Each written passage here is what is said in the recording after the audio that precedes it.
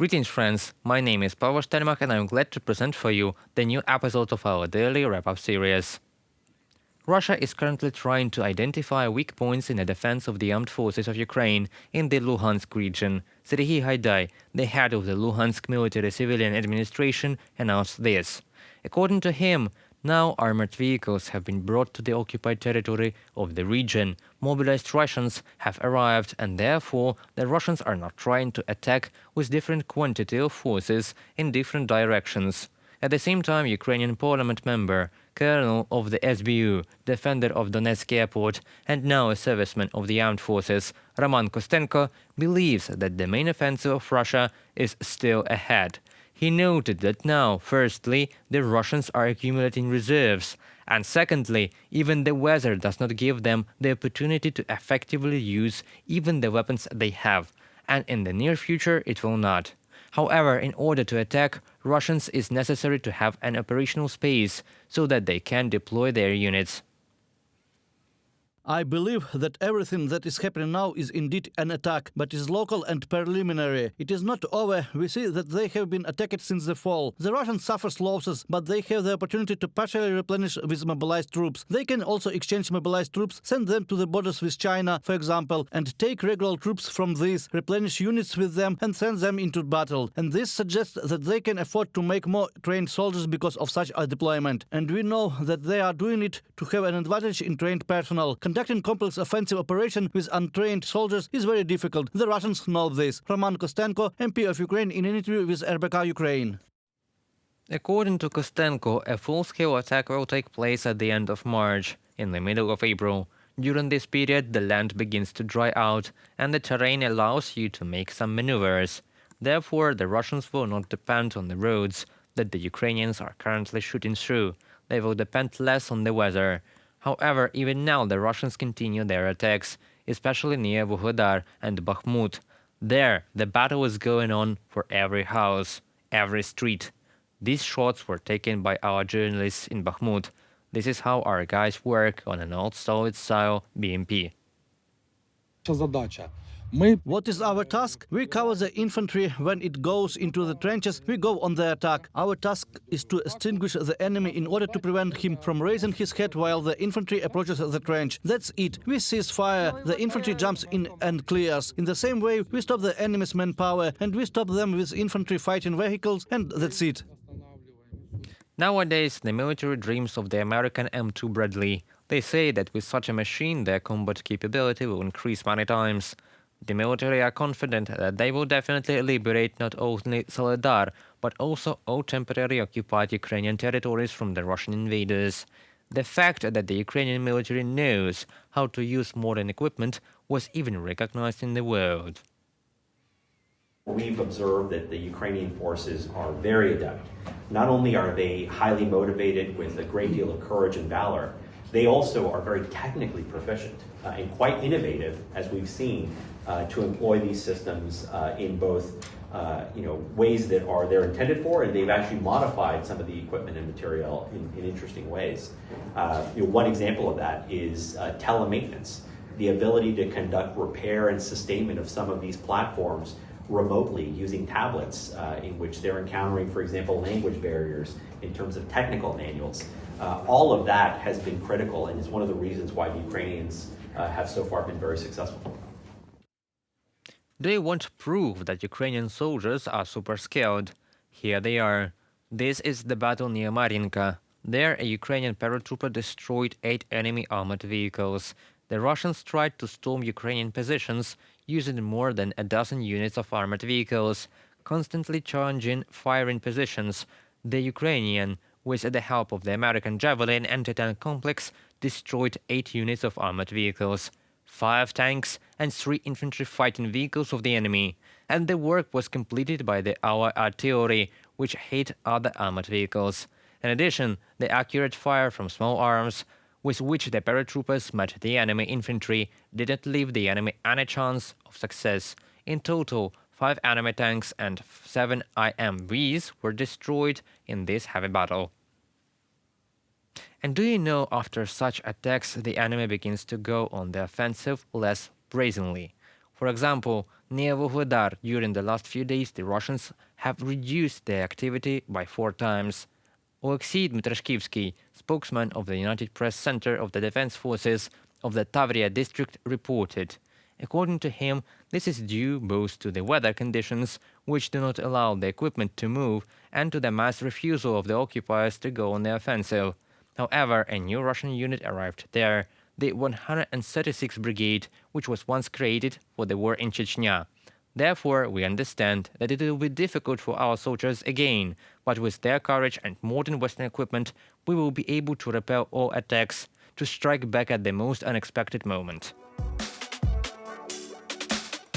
1 year ago, on the 5th day of the Russian full-scale invasion, Ukraine submitted an application for the EU membership, signed by the President of Ukraine Volodymyr Zelensky, the Prime Minister Denis Shmyhal, and the Chairman of the Verkhovna Rada of Ukraine Ruslan Stefanchuk.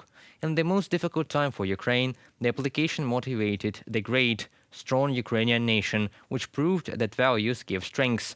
This also united the European Union in granting Ukraine the candidate status at the end of June last year, as well as deepened the EU-Ukraine cooperation on starting the accession negotiations.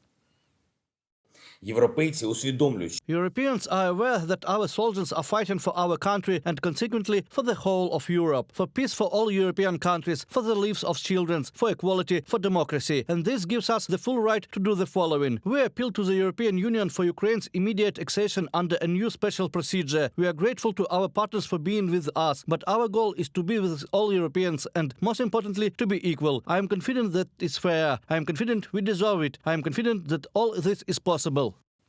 One of the direct consequences of the Russian invasion was the growth of Euro-Atlantic-minded Ukrainians, which recorded figures for the entire history of our country. Today, 86% of Ukrainians support our joining to the NATO, 87% to the European Union. This was reported in the sociological group rating, so we are working on becoming a full member of the EU.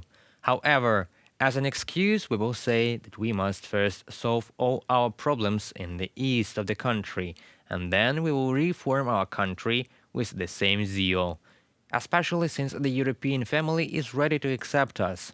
Already in June, you made a decision to grant the status of a candidate in the EU. The unprecedented move by the European Council comes at a time when Ukraine is resisting a full-scale war started by Russia, especially since the last Ukraine-EU summit took place in Kyiv.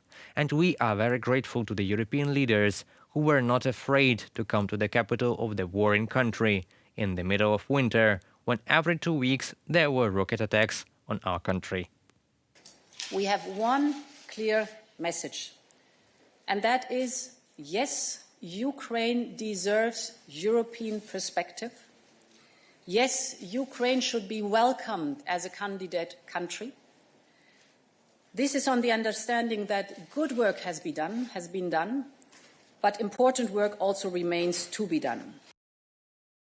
The fact that we are almost in the EU really annoys the Kremlin. They understand very well that they are losing us as a territory, as a resource, a source of life, energy and development. Russia has never considered us a real state, a convenient position to drink blood from Ukraine and steal our bread, until we ourselves decided on our future, and now we defend it every day. We are returning home from the Russian zone of influence into the natural area of the European continent, the European community. They believed in us, recognized us as their own, accepted us. Since February, the European Union has provided Ukraine with 50 billion euros, as well as shelter for millions of displaced persons, various types of weapons, visa-free transit, promotion of exports, introduced simplified trade with Ukraine, and anti-Russian sanctions. This is what investments in a common future look like. Fahrenheit 451, not a book but reality. In Russia, books by objectionable authors began to be removed from libraries and bookstores. This is reported by Russian telegram channels. In particular, Ksenia Sobchak wrote that Boris Akunin, Mikhail Zygar, Leonid Parfenov, Alexei Pavarinov, Lyudmila Ulitskaya were blacklisted by the Moscow House of Books. These are writers who simply do not support the actions of the Russian authorities. Also on the list are the so-called foreign agents: Natalia Baranova, Dmitry Bykov, Viktor Vachstein, Dmitry Gluchovsky, Vladimir Kara-Murza, Andrei Makarevich, Alexander Nevzorov, Sergei Parkhomenko, Yevgeny Panasenkov, and Yekaterina Shulman. The books of these writers were banned and placed in prominent places. Yes, most of these names are unknown to you and me. However, the Kremlin is trying to do everything to make even fewer people know about them. But as Barbara Streisand has already proven to everyone, everything happens the other way. Now people are learning more about them, and we Ukrainians, having the experience of living in the authoritarian country of the USSR, know how it will be, because we had all this too. Not me, but my parents made unofficial printouts of books. They were passed from hand to hand. This is how we acquainted with world classics: Bradbury, Orwell, Huxley. But it is intelligent and thinking people who spread among themselves the ideas of freedom and knowledge and philosophical thoughts, and looking at the Russian people, I doubt they will do it. Moreover, the TV gives all the information, and it is already so chewed that you just have to swallow it without thinking. Все читают Орвелла, он бил рекорды продаж, и Everyone read Orwell. He broke sales records, the recent translation of Orwell 1984. And it is clear that there are a lot of parallels, and the parallels have become too inconvenient. But there is not only Orwell. Vladimir Sorokin and his Oprichnik Day about the making in Russia of dictatorship got in ban. In general, such prophetic books are not in honor now. Of course, the Kremlin and the Russian authorities say that the information about the book ban is fiction and there is no such thing in Russia. But Moscow once talked about the fact that there is no famine in Ukraine and there was ordinary life at the Chernobyl nuclear power plant. True information is the Achilles heel of all authoritarian regimes. That is why the Kremlin invests so much money in the propaganda of state channels, in the development of pro-Russian mass media in the world. And that is why it is very important to understand where this or that information comes to you. Propaganda has become a political tool, as there was censorship in the USSR. Currently in Russia, the constitution formally prohibits censorship, but in fact it is implemented. We have a lot of carriers of repressive consciousness among the intelligentsia, which all the time draws analogies with the past, thereby returning this past. It is precisely such reactions that the actions of the authorities are designed for. The fact that people will start to be afraid the way they were afraid in the past, for example in the 20s, 40s. Alina Vitukhnovskaya, writer in an interview with Radio Liberty. Yes, it could be a so-called people's initiative.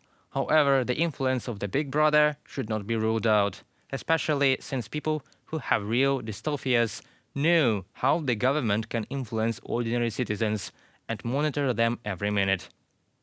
That concludes our today's video. Thank you for being with us and stay tuned for future videos. Subscribe to UATV English and goodbye.